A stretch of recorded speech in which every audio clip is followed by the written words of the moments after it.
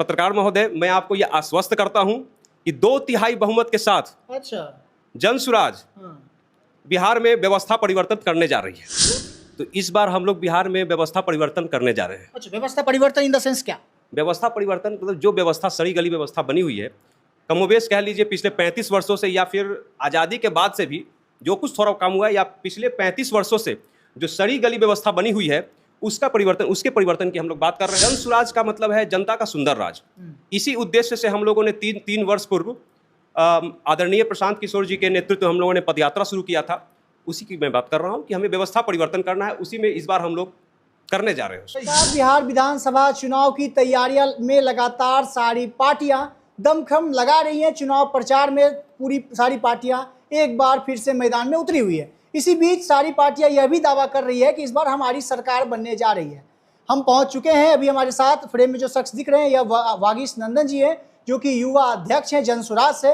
इनसे हम लोग बातचीत करेंगे और जानेंगे कि इस बार जनसुराज कितनी सीट लाने जा रही है, चूंकि हर एक पार्टी का दावा हो रहा है कि इस बार उन्हीं की सरकार बनने जा रही है। तो क्या इस बार जनसुराज क्या सोचती है? सर, सबसे पहले स्वागत है आपका। धन्यवाद। आपके चैनल के माध्यम से हमारे दर्शक व्यूअर्स जो देख रहे हैं उनको सबसे पहले मेरा नमस्कार।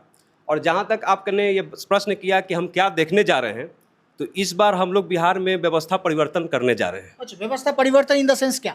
व्यवस्था परिवर्तन मतलब जो व्यवस्था सड़ी गली व्यवस्था बनी हुई है, कमोबेश कह लीजिए पिछले 35 वर्षों से या फिर आज़ादी के बाद से भी जो कुछ थोड़ा काम हुआ है, या पिछले 35 वर्षों से जो सड़ी गली व्यवस्था बनी हुई है उसके परिवर्तन की हम लोग बात कर रहे हैं। जन सुराज का मतलब है जनता का सुंदर राज। इसी उद्देश्य से हम लोगों ने तीन वर्ष पूर्व आदरणीय प्रशांत किशोर जी के नेतृत्व हम लोगों ने पदयात्रा शुरू किया था।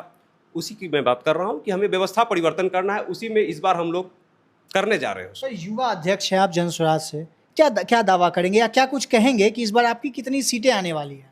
इस बार पत्रकार महोदय, मैं आपको ये आश्वस्त करता हूं कि 2/3 बहुमत के साथ जनसुराज बिहार में व्यवस्था परिवर्तन करने जा रही है। 2/3 बहुमत? जी हाँ, 2/3 बहुमत के साथ। बहुत बड़ा दावा कर रहे हैं आप। निश्चित रूप से जो होने जा रहा है, ये तो हम लोग तो फील्ड में घूम रहे हैं, धरातल पर हैं, हम लोग को अच्छी तरह से हकीकत का पता है। भाजपा आरजेडी सब कहाँ जाएगा?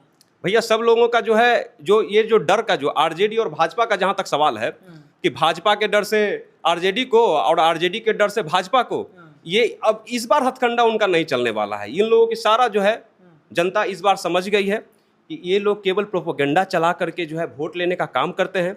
इन लोगों को बच्चों के भविष्य का परवाह नहीं है। पलायन जो जिस तरह से बिहार में हो रहा है उसका कोई परवाह नहीं है। नौकरियां बिल्कुल नहीं है यहाँ पे। महिलाओं के रोजगार, महिलाओं के साथ जो उनका कामकाज में जो होता है, उन्हें ऋण वगैरह होना चाहिए ताकि महिलाएं भी कुछ काम कर सके। बुजुर्गों का जो वृद्धा पेंशन होता है उस पर कोई नहीं है। हम लोगों ने मुहिम छेड़ा कि बुजुर्गों को 2000 रुपये प्रति माह देना चाहिए। अब जाकर के कुछ महीने पहले, चुनाव से पहले, नीतीश सरकार ने 1100 का जो है मानदेय स्थापित किया। हम लोग उसके लिए अभी भी लड़ाई लड़ रहे हैं कि नहीं, ये 2000 होना चाहिए। बुजुर्गों के हाथ में कम से कम 2000 का वृद्धा पेंशन होना चाहिए। तो मुद्दा इन लोगों के पास कहाँ है? मुद्दा कुछ नहीं है। तो सीएम ये होंगे तो उनके डर से उनको दीजिए, इनके डर से उनको दीजिए, ये जात पात कीजिए, यही इनका मुद्दा है। बिल्कुल, मैं अभी इसी पे आऊँगा। आपने जो भी मुद्दा बताया, इस मुद्दे पे आप लोग चुनाव तो लड़ रहे हैं, लेकिन क्या बिहार में जात पात की राजनीति चलती है? आप सभी जानते हैं, सभी लोग जानते हैं। तो क्या इस जात पात की राजनीति से उठ करके क्या जनसुराज एक अपना अस्तित्व बना पाएगी? देखिए, जनसुराज क्या है, जात पात की बात नहीं करती है, जमात की बात करती है, समाज की बात। सबका प्रतिनिधित्व भी होना चाहिए। बिल्कुल, हम लोग महात्मा गांधी जात पात की बात कहते नहीं करते हैं और जात के हिसाब से सीट बंटवारा कर रहे हैं। सर, ये सब भी तो बात है। वो उसका अलग एंगल है पत्रकार महोदय, वो एंगल अलग है। जो जात पात एक निगेटिव सेंस होता है। आपको अगर हम फिर उसमें जाएंगे तो बहुत लंबा हो जाएगा कि संप्रदायवाद क्या होता है, उसकी निगेटिवनेस क्या होती है। एक होता है एक पॉजिटिव अप्रोच कि सभी समाजों का प्रतिनिधित्व होना चाहिए, चाहे किसी भी जाति, धर्म, वर्ग। हम जाति धर्म की बात नहीं कर रहे हैं, वर्ग की भी बात करते हैं। तो ये चीज होना चाहिए। एक इसका सकारात्मक एंगल होता है, दृष्टिकोण होता है। और वो संप्रदायवाद है जिसकी बात आप कर रहे हैं, तो संप्रदायवाद वाली बात नहीं होनी चाहिए, चाहे जाति में हो या धर्म में हो, वो संप्रदायवाद हो गया। एक सकारात्मक एंगल होना चाहिए, दृष्टिकोण होना चाहिए कि जिसमें सभी समाज, सभी वर्ग, जाति, धर्म के लोगों की समुचित उसमें भागीदारी होनी चाहिए। वो ऐसा समाज ज्यादा खुशहाल होगा।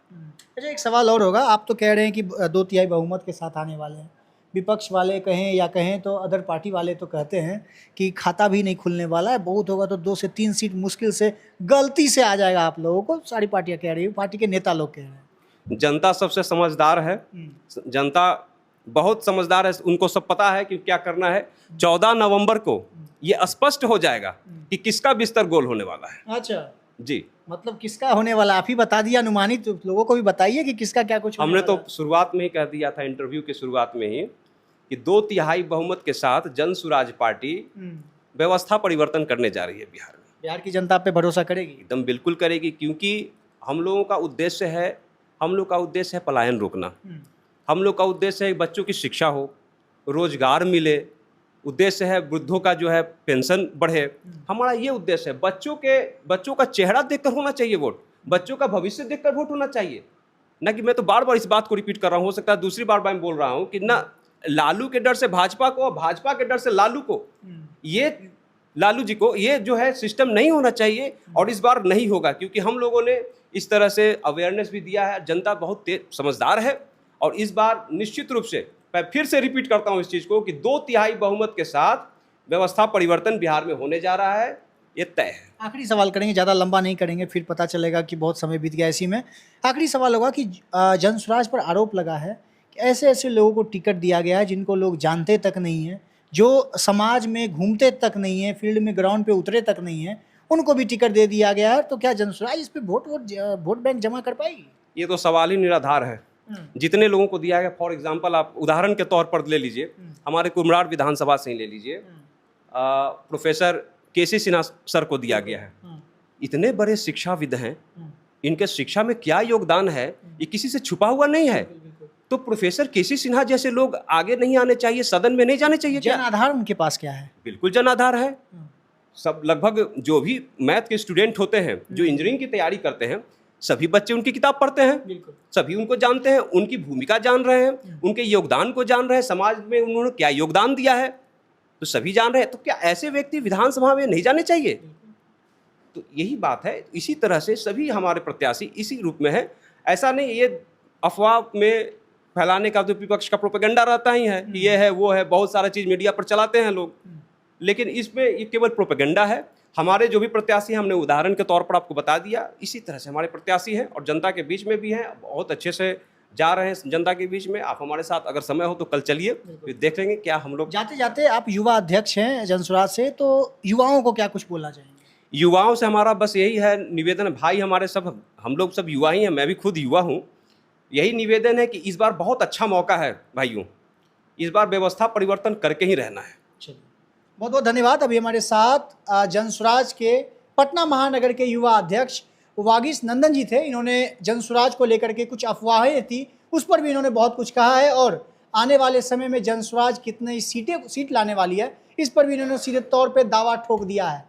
और विपक्षी दलों के बारे में भी इन्होंने बहुत कुछ कहा है। इस पूरे वीडियो को सुनने के बाद आपकी जो प्रतिक्रिया होगी कमेंट बॉक्स में जरूर बताइएगा। मेरा नाम अंकित भारद्वाज है और आप द पब्लिक पॉइंट्स देख रहे हैं। बहुत बहुत धन्यवाद।